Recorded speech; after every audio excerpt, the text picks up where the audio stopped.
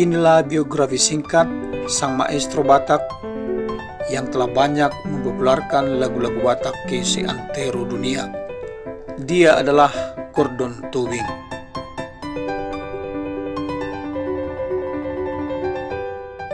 Gordon Tobing lahir di Medan 25 Agustus 1925. Merupakan seorang penyanyi berkebangsaan Indonesia yang utamanya menyanyikan lagu-lagu Batak.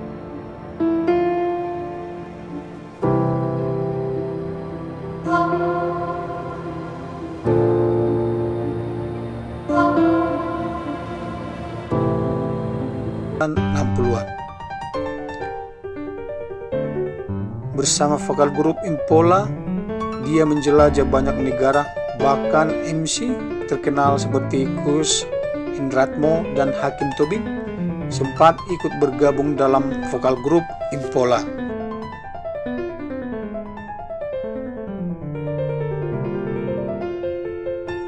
Gordon Tobing wafat pada 13 Februari 1993 di Jakarta setelah menderita sesak nafas.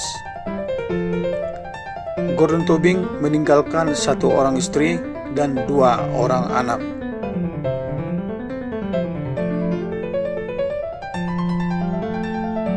Demikianlah secara singkat biografi seorang maestro atau penyanyi legendaris Batak, Gordon Tobing.